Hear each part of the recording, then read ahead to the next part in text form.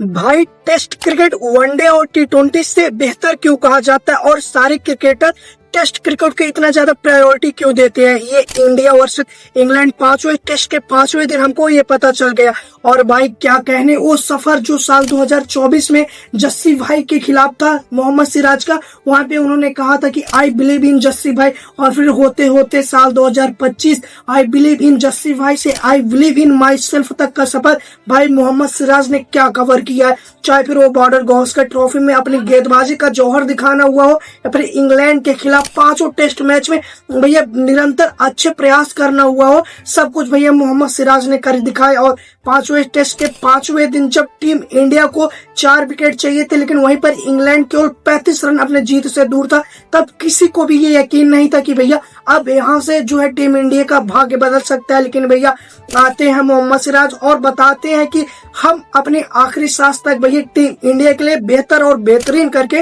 देंगे। और जिस हिसाब से वो जेमी स्मिथ को पीछे आउट करवाते हैं, उसके बाद जिस हिसाब से यॉर्कर से ओवरटन को बोल्ड करते हैं, ये देख करके मजा आ गया। और फिर जाते जाते जहां पे सारा दामोदर, जब टीम इंग्लैंड केवल 7 रनों से अपनी जो है लक्ष्य से दूर थी, तब भैया जिस हिसाब से वो आते हैं और उसके बाद अगर मैं बात करता हूँ एटकिंसन को यॉर्कर पे बोल्ड करते हैं, वहां से सारे 140 करोड़ भारतीयों की उम्मीद ना वहां भैया डीएसपी सिराज के ऊपर जयजयकार लगाने में जुट गई थी। और मोहम्मद सिराज भैया अनडिफीटेड कह लीजिए, मैं जितना कहूंगा उनके बारे में उतना ही कम होगा, क्योंकि मैं बात करता हूं कि भैया इनके साथ ये भी फास्ट बॉलर, लेकिन इंजरी कंसर्न इनके साथ भी जुड़े होते हैं। लेकिन निरंतर भैया पांचों टेस्ट मैच में और पांचों टेस्ट के 10 पारियों में जो इन्होंने कर दिखाया है ना मेरे भाई, वो किसी और बॉलर्स के लिए ड्रीम से तो कम नहीं होगा। अगर मैं बात करता हूँ इस पांचों टेस्ट में सबसे ज्यादा विकेट टेकिंग एबिलिटी के साथ पूरे टूर्नामेंट की अगर मैं बात करता हूँ 23 विकेट लेने वाले गेंदबाज बन चुके हैं। और अगर मैं बात करता हूँ कि इंग्लैंड के खिलाफ कोई भी पहले भारतीय गेंदबाज बन गए जिन्होंने 23 विकेट लिया है। हालांकि इसके पहले बुमराह ने भी ये कारनामा साल 2021-22 में किया था, लेकिन वह भी 23 विकेट लिए थे। लेकिन भैया जिस हिसाब से जसप्रीत बुमराह नहीं थे और उनके बावजूद सारी जो जिम्मेदारी थी वह भैया मोहम्मद सिराज के कंधों पे आ गई थी, और उसका लोड जो भाई इन्होंने संभाला है ना, वो देख करके मजा आ गया। और अगर मैं बात करता हूँ खास तौर पे जब बात होगी मोहम्मद सिराज की,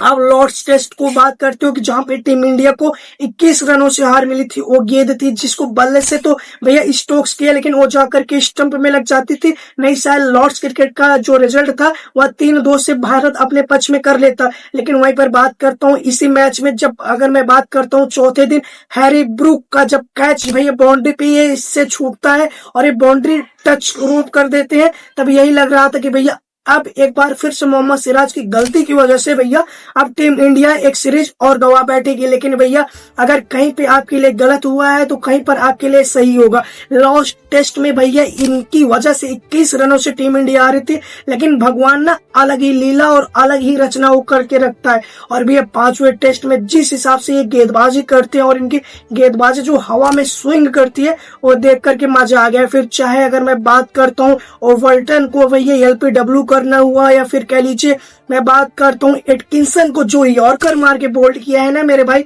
140 करोड़ भारतीयों की उम्मीदों का जो भार इन्होंने अपने कंधों पे लिया है, देख करके मजा आ गया। और सीरीज में भैया इंडिया और इंग्लैंड को 2-2 से बराबरी करवाई थी, वरना भैया जो लोग ये बोल रहे थे कि भैया ये इंडिया सीरीज गवा देगी, उनके मुंह पे तो एक करारा तमाचा दिया है मोहम्मद सिराज ने। और भाई मैं इनकी जितनी भी तारीफ करूं वो कम होगी मेरे भाई। और यहाँ पे अगर मैं तारीफ के पुल केवल इंडिया के लिए बांधूं तो ये शायद इंग्लैंड वालों के साथ गलत होगा, क्योंकि हमने देखा इंग्लैंड वालों ने भी भरसक प्रयास किया है मेरे भाई। वरना फिर कह लीजिए 374 रन, वो भी सेकेंड इनिंग्स में कौन टीम इतना टारगेट जो है अचीव कर पाती है। लेकिन भाई जिस हिसाब से हैरी ब्रूक और उसके बाद फिर जो रूट शतक लगाते हैं, वो कारनामे को कह लीजिए असंभव सा दिखा देते हैं, और ऐसा लगने लगा था कि भैया अब यहाँ से इंग्लैंड जीत जाएगी। और फिर मोहम्मद सिराज जिस हिसाब से गेंदबाजी करते हैं, प्रसिद्ध कृष्णा जिस हिसाब से गेंदबाजी करते हैं, ये बताता है। फिर चाहे फिर टीम इंडिया के लिए टूटे पैरों के साथ ऋषभ पंत की बैटिंग करना हुआ, फिर या कह लीजिए जो है फिंगर में जो चोट आई थी उसके साथ ऋषभ पंत बैटिंग करते हैं। फिर वहीं पर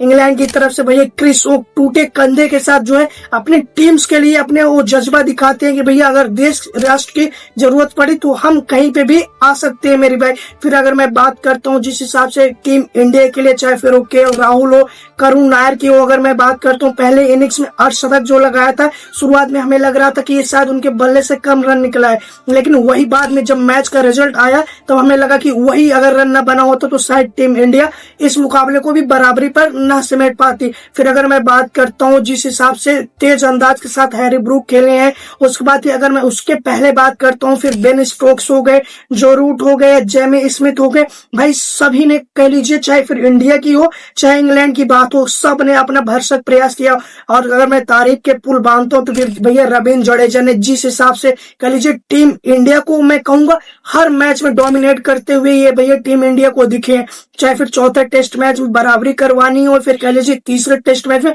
आखिरी तक मैदान पर डटे रहना हुआ, वो भले ही जीत न दिला पाए लेकिन भैया ये उनकी जो उपस्थिति थी मैदान पे ये दिखाता है कि भैया उनमें जज्बा और सब कुछ था। और वहीं पर अगर मैं बात करता हूँ तो भैया ये चौथे नंबर के सबसे हाईएस्ट स्कोरर भी हैं इस सीरीज के, लेकिन वहीं पर अगर मैं बात करता हूँ सब ने भैया बेहतर से बेहतरीन किया है। लेकिन अगर इस पूरे सीरीज की बात की जाए तो भैया मैन ऑफ द सीरीज भैया किसे मिला है, आप लोग अच्छे तरीके से जानते हो कि शुभमन गिल। उन पे बहुत सारे सवाल उठ रहे थे कि भैया विराट कोहली, रोहित शर्मा अनुपस्थित हैं, उनके अनुपस्थित में भैया ये टीम इंडिया की लीडरशिप को संभाल पाएंगे या नहीं संभाल पाएंगे, लेकिन भैया सबके मुंह पे उन्होंने जवाब दिया कि भैया अगर हौसला बुलंद हो तो भैया आप कुछ भी कर सकते हो। और फिर जिस हिसाब से पुराने खिलाड़ी केएल राहुल आकर के ये बोलते हैं कि भैया जो है हमारे शुभमन गिल कप्तान है, तो ये बताता है कि टीम में एकजुटता और यूनिटी कितनी है मेरे भाई।